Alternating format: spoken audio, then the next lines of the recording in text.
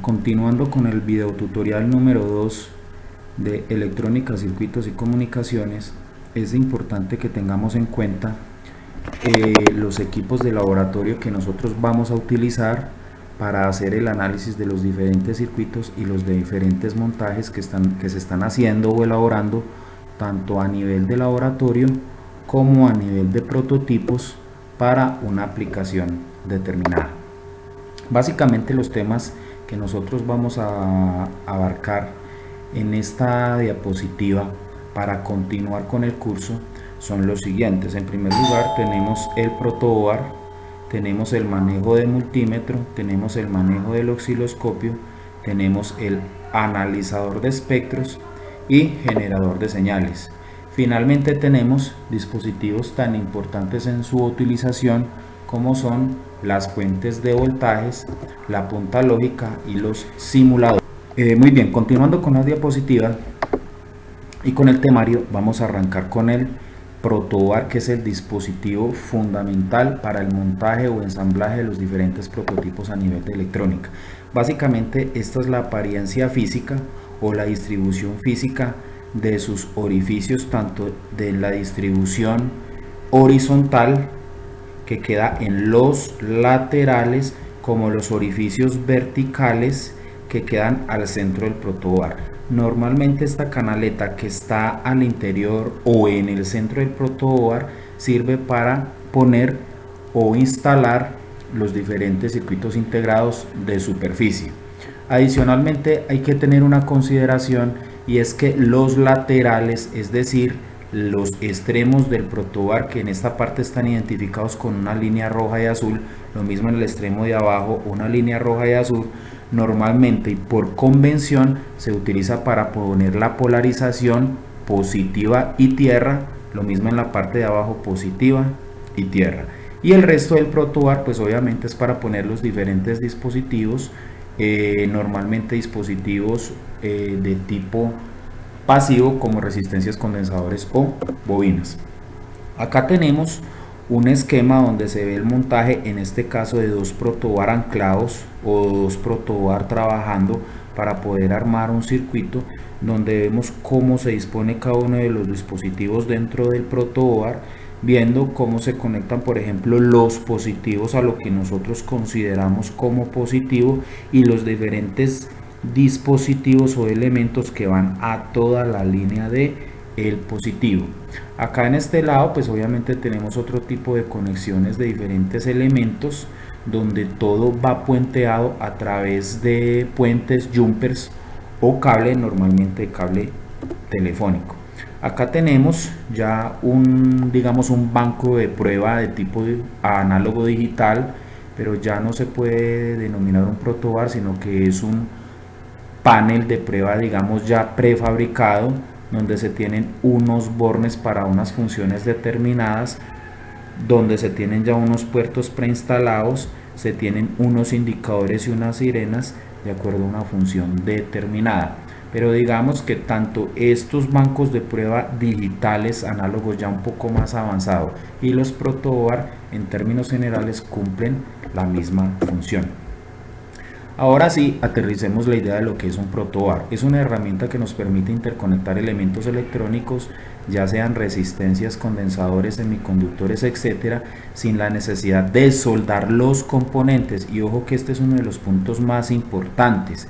El hecho de que no se solden los componentes dentro de la protoboard permite quitarlos, permite cambiarlos de posición, permite hacer pruebas, inclusive el hecho de que no se solden pues permite cambiar los dispositivos o elementos que estén defectuosos. El protoboard como tal está lleno de orificios metalizados con contactos de presión en los cuales se insertan los componentes del circuito a ensamblar. También podemos decir que el protoboard está dividido en 4 secciones y cada una de estas se encuentran separadas por un material aislante, Los puntos de cada sección están conectados entre sí. Las secciones 1 y 4 están formadas por dos líneas o nodos. Estas normalmente utilizados para conectar la alimentación del circuito. Hay que decir o tener la aclaración que la alimentación del circuito normalmente cuando es positivo, siempre por convención se dice que es el cable de color rojo y la tierra o el neutro se dice que es el color rojo, perdón, el color negro o el color café. Sin embargo, esto queda a consideración del diseñador. Por otro lado, en las secciones 2 y 3 se encuentran conectados 5 orificios verticalmente, formando pequeños nodos independientes unos de los otros. Finalmente, podemos decir que el protoboard está compuesta por bloques de plástico perforados y numerosas láminas delgadas, una aleación de cobre, estaño y fósforo que une dichas perforaciones, creando una serie de líneas de conducción paralelas. Acá se puede ver claramente en el esquema las secciones del protoboard, ¿sí? Que digamos fue lo que habíamos mencionado anteriormente. Para tener más claridad, en el punto A tenemos el canal central, que es el que se observa en este punto, es todo el canal central del protoboard y es la región localizada en el medio del protoboard y se utiliza para colocar los circuitos integrados. En este caso son circuitos integrados de tipo estándar.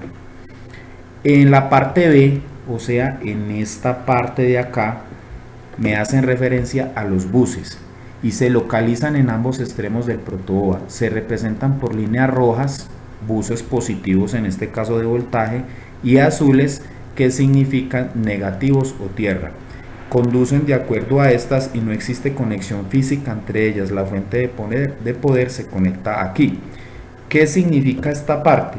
Que en estos extremos donde se están considerando el positivo y el negativo, lo mismo acá, positivo y negativo, es donde la fuente de poder que me está generando ese voltaje es donde físicamente va a ir conectada a través de bananas, caimanes o con una extensión de puentes. Tenemos como el punto C esta parte de acá, toda esta parte de acá, lo mismo esta parte de acá, y tiene que ver con las pistas y se localizan en la parte central del protoboard y se representan y conducen según las líneas de color rosa. Para entender mejor el esquema podemos guiarnos en este video. Entonces los invito a que por favor verifiquen este enlace al siguiente video para que ustedes puedan aclarar un poco más la idea del funcionamiento de un protoboard. Hay diferentes tipos de protoboard, como en este caso está el protoboard de uso temporal, que es el más usado y es la que se va a utilizar en este laboratorio y en los laboratorios que se van a implementar más adelante. Igualmente existe el protoboard permanente, donde estos tipos de placas generalmente se fabrican uniendo láminas de material conductor, usualmente de cobre o una aleación de él, a una base de material plástico sintético denominado baquelita. Y aquí ya entramos a otro tema que también es bastante interesante, y es la baquelita o el circuito impreso, el cual tiene o está formado por pistas de cobre, que o bien lo podemos mandar a fabricar o con unas digamos con unas pequeñas indicaciones y unos materiales muy básicos, nosotros mismos inclusive podemos quemar la baquelita y finalmente soldar los componentes para finalizar nuestro circuito impreso. Este es un tema que más adelante vamos a fabricar y vamos a dejar unos videos de enlace para ver el proceso de ensamble de lo que es una baquelita y cuáles son los materiales más utilizados. Ya siguiendo ya con los dispositivos electrónicos a nivel de instrumentación, en este caso tenemos en primer lugar el más importante de ellos, que es el multímetro. Acá en el esquema, como podemos ver, tenemos dos multímetros. En este caso son multímetros de tipo digital. Observemos que tenemos un display con dígitos, los cuales me muestran la medición o el parámetro que estamos midiendo en ese momento.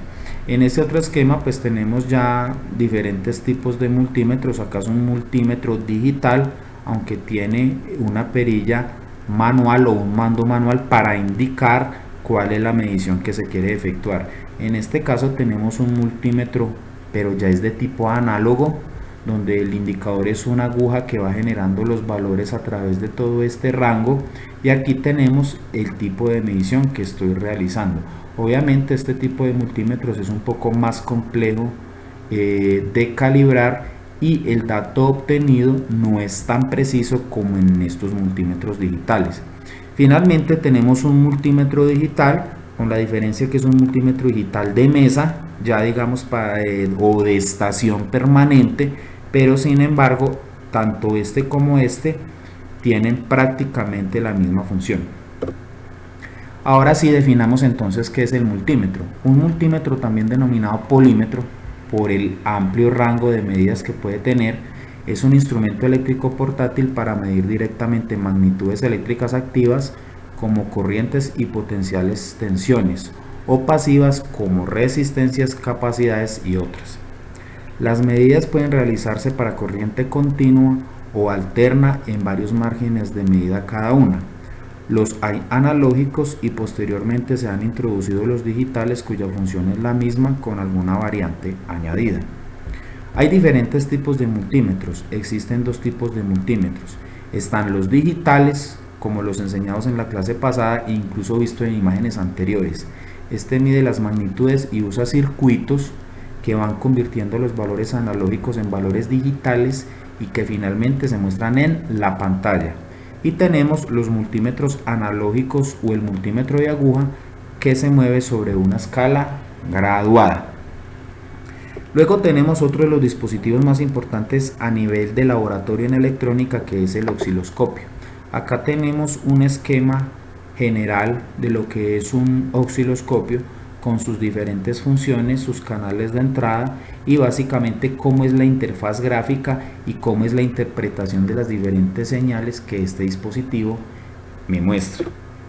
Acá tenemos otro tipo de osciloscopio. Obviamente, si nosotros comparamos este osciloscopio, que obedece a una referencia y una marca determinada, junto con este otro osciloscopio que obedece a una marca y una referencia determinada, pues van a observar que tenemos diferentes tipos de funciones.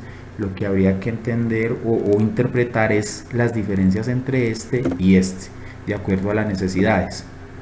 El osciloscopio es un instrumento que permite visualizar fenómenos transitorios, así como formas de onda en circuitos eléctricos y electrónicos.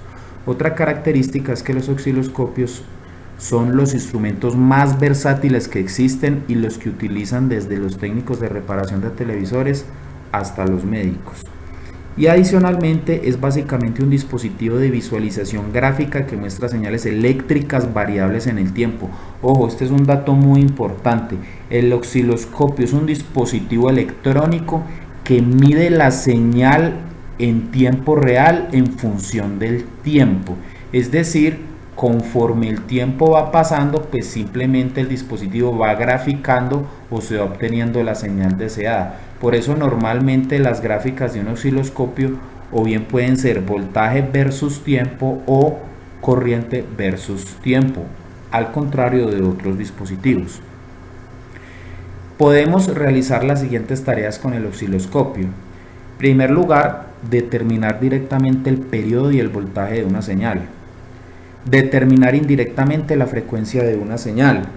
Determinar qué parte de la señal es de corriente directa y cuál es un componente de corriente alterna, o localizar averías en un circuito. Como habíamos hablado en el video tutorial número 1, hay un apartado en el cual hablan de averías de los diferentes dispositivos electrónicos. Entonces, para yo valerme de los diferentes dispositivos, o puedo usar el multímetro o en este caso el osciloscopio para poder hallar dichas averías en un circuito determinado. Acá hay algunas partes de un osciloscopio. No quisiera hacer mucho énfasis sobre estas partes al interior de los dispositivos, porque ya es algo demasiado técnico y se sale, digamos, de los objetivos más prácticos que son de este curso, pero simplemente es para entender que uno de los principales digamos osciloscopios o tecnología de los osciloscopios, lo que se conoce como el tubo de rayos catódicos, que es el principio de funcionamiento de los televisores más antiguos que se tuvieron hasta hace algunos años. Básicamente es eso. Cuando hacemos alusión a las partes de un osciloscopio, lo primero que nosotros debemos observar es la pantalla, teniendo en cuenta que es una especie como de cuadrícula, grilla o cuadrante que me entrega los valores en voltios cuando lo miro desde el punto de vista vertical, es decir, cada cuadrado en el ámbito vertical significa la amplitud en voltios, tanto para el eje positivo como para el eje negativo. Y cuando hablamos en el eje de la X, o sea en el eje horizontal, estamos hablando que cada cuadro es la función del tiempo. En este caso la función del tiempo se da en milisegundos. Por eso les decía anteriormente que este osciloscopio me arroja una señal de voltaje o de corriente en el eje Y o en el eje vertical frente al tiempo, es decir, cómo va transcurriendo la señal en función del tiempo con base en los milisegundos que se están cuadrando en el eje horizontal. Muy bien, acá hay otra parte digamos de los osciloscopios donde sí es importante mencionar que el osciloscopio está en base de tiempo. La función de este circuito es conseguir que la tensión aplicada aparezca en la pantalla como una función del tiempo. El sistema de coordenadas está formado por un eje vertical y un eje horizontal, siendo este último donde se suelen representar dichos tiempos. Muy bien, ya digamos que con eso queda todo aclarado frente a lo que es un osciloscopio. Acá, ya cuando revisamos la forma de onda que ya se conoce, aumenta la tensión hasta un punto máximo, a partir del cual desciende rápidamente en lo que se denomina tiempo de retorno, ya que retorna al punto original o cero de tensión. Ojo con esta parte, el tiempo que se tarda en alcanzar el punto máximo de tensión es exactamente el mismo que se va a tardar en recorrer toda la pantalla de izquierda a derecha en el eje horizontal, es decir, en el eje del tiempo. Muy bien, acá ya tenemos lo que son las partes de un osciloscopio. Como les decía anteriormente, no vamos a hacer mucho énfasis sobre esto porque ya es un concepto demasiado técnico que no tiene cabida acá en este curso, pero es importante que ustedes con más tiempo lo puedan leer y lo puedan entender. Acá tenemos un diagrama de bloques de lo que es el sistema vertical de un osciloscopio convencional de tubo de rayos catódicos y cada bloque qué función tiene dentro del sistema electrónico. Cabe decir que los tipos de osciloscopio pueden ser también analógicos o también pueden ser de tipo digital. Los primeros trabajan directamente con la señal aplicada. Esta, una vez amplificada, desvía un haz de electrones en sentido vertical proporcionalmente a su valor. En contraste, los osciloscopios digitales utilizan previamente un conversor analógico digital para almacenar digitalmente la señal de entrada, reconstruyendo posteriormente esta información en la pantalla. Hasta ahí vamos a dejar este video tutorial número 2 de los principales componentes de laboratorio en el análisis de circuitos, para continuar con nuestro video tutorial número 3 y arrancar con el generador de señales. Muchas gracias.